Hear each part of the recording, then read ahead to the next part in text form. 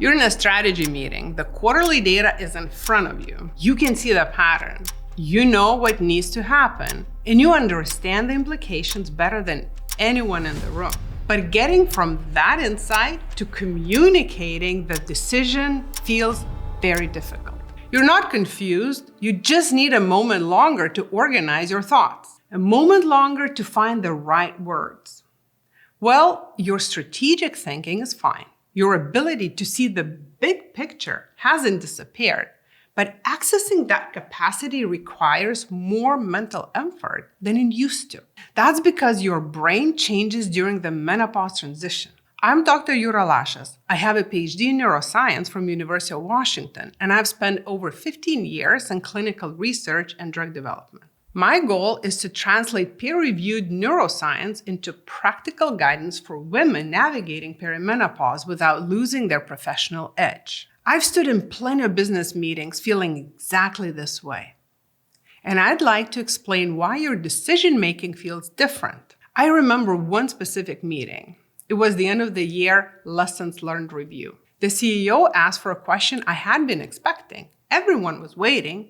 I knew the answer, but couldn't answer immediately. I took a very slow breath, bought myself 8 seconds, and then answered. Maybe no one else noticed, but I surely did. What the research gave me was a way to stop counting those slip-ups or pauses.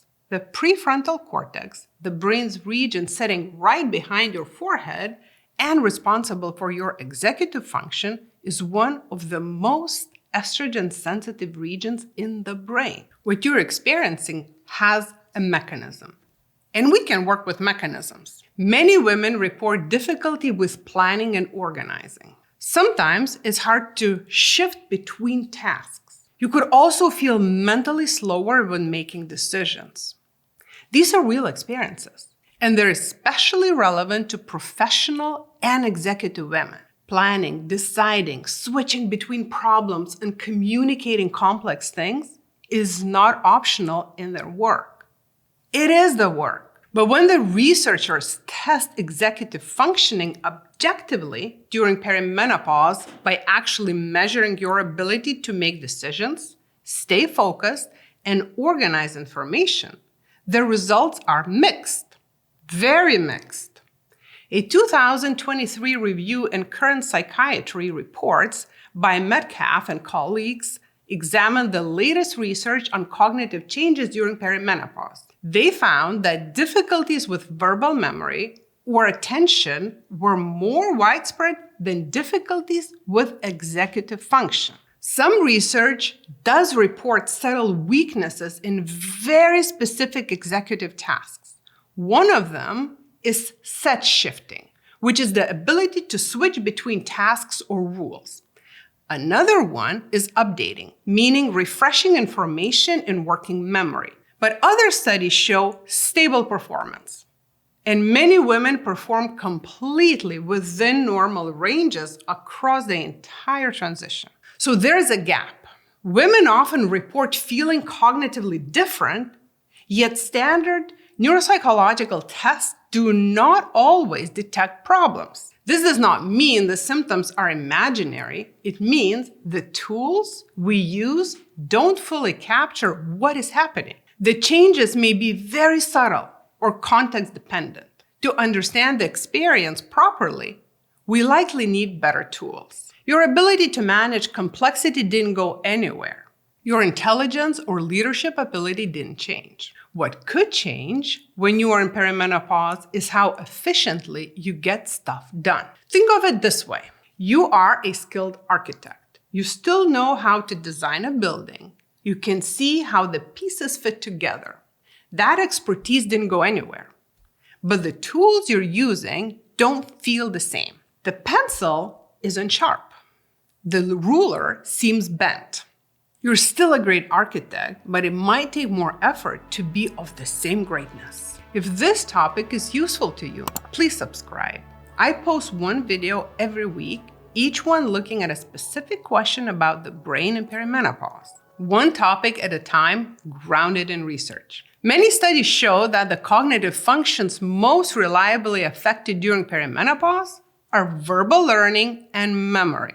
Trouble learning new information, difficulty recalling words, forgetting names. This is the area with the strongest scientific evidence. No wonder many of us forget the names of assistants or, God forbid, biggest investors. I'm definitely not talking about my experience.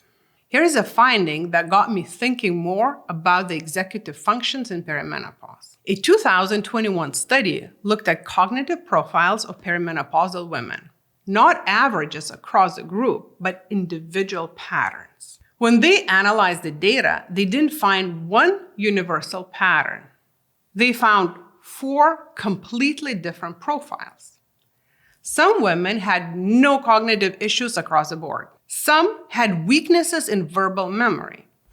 Some actually had strengths in verbal memory. And some showed strengths in executive function and attention. 4 different patterns in the same perimenopause. That's important because every conversation about what perimenopause does to your brain implies a single, universal experience. The data says otherwise. You're not a data point on the wrong end of an average. You are an individual with a specific cognitive profile that happens to be going through perimenopause. If you feel your executive function is harder right now, that's real. If you're not, also real. Perimenopause doesn't necessarily cause predictable cognitive decline. So if executive tasks feel harder right now, you're not imagining it, but you're also not damaged goods. Your brain is changing, and how? It's very individual to you. Sleep problems, depression, and anxiety are strongly linked with cognitive complaints during perimenopause. When researchers looked at women who had no sleep problems and no mood symptoms, many of the cognitive differences between perimenopausal and premenopausal women simply disappeared. This doesn't mean the cognitive difficulties aren't real. It means sleep and mood aren't just side issues. They're central to how your brain functions during the transition. Think about what happens when you sleep badly. Your brain uses sleep to do its maintenance work. It consolidates memories, clears out waste, and restores the chemical systems that support attention and working memory. When sleep is disrupted night after night, none of that happens the way it's supposed to. And here's the cycle that makes this particularly brutal for professional women, because it affects something you need at work. Hot flashes or night sweats disrupt your sleep. Poor sleep affects your attention. Weak attention makes working memory worse. Struggling cognitively at work increases stress. Stress makes sleep worse, which makes everything else worse. Round and round we go. So when executive function feels impaired, we can't look at that in isolation. We also have to ask, how are you sleeping? How's your mood? Because these aren't separate problems.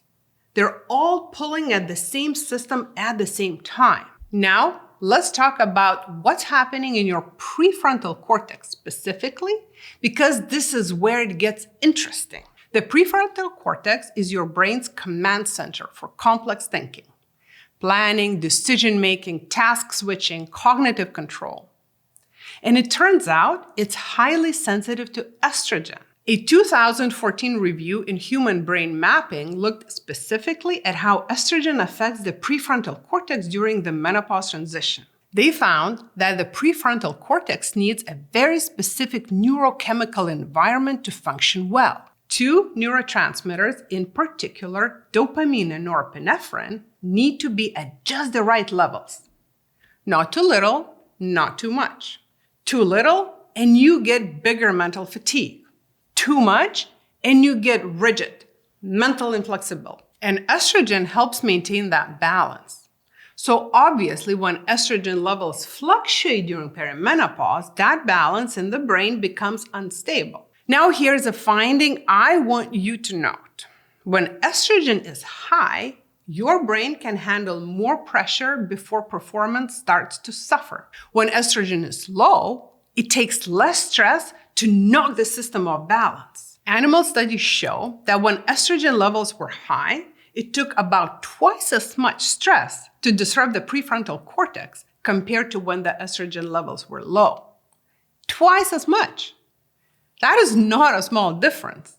That is a biological explanation for why some days you handle enormous pressure without blinking, and other days a minor deadline feels overwhelming. Your stress threshold is not fixed right now.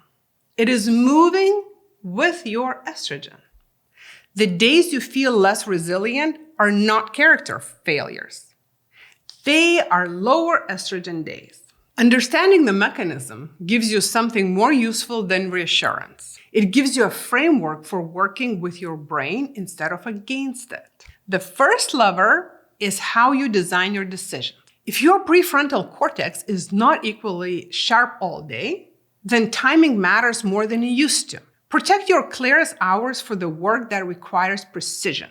Do not schedule your most demanding thinking for late afternoon when your energy is lower and hormonal support is often reduced. This is intelligent resource allocation. The second lever is managing your stress threshold. Your tolerance for pressure can react to changes in estrogen.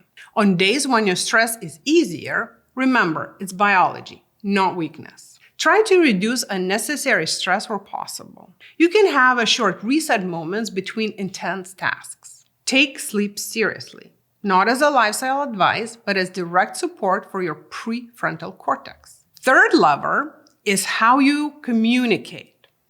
If it takes longer to turn insight into a clear language, you should plan for that. I definitely do. For example, write a short note before a meeting. Do it by hand.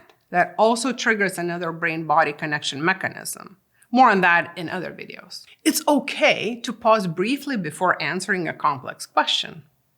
Nobody will care if you take a breath or take a sip of water. Take these simple tips as adjustments to a transition. Your prefrontal cortex is not failing. Science reassures us of that. It's simply working in a changing chemical or biological environment. You're still fully capable. You're still in there. Perimenopause is the most mentally demanding phase, not the decades after. Once hormones settle in postmenopause, many women notice improvement. The brain adjusts and learns to function under the new hormonal baseline. Your brain is adjusting to a new hormonal environment. That adjustment requires energy and cognitive resources. The strategic thinking is still there. The expertise is still there. The prefrontal cortex is simply working in more variable conditions than it used to. That meeting I told you about, the pause I took, the 8 seconds I bought myself, that's not a workaround I'm embarrassed about. It's just what working with your brain looks like when you understand what's happening. You can do it too. If this was helpful, share it with another woman who might need it. Subscribe to follow the next videos and leave a comment if there's a topic you'd like me to cover. See you next week.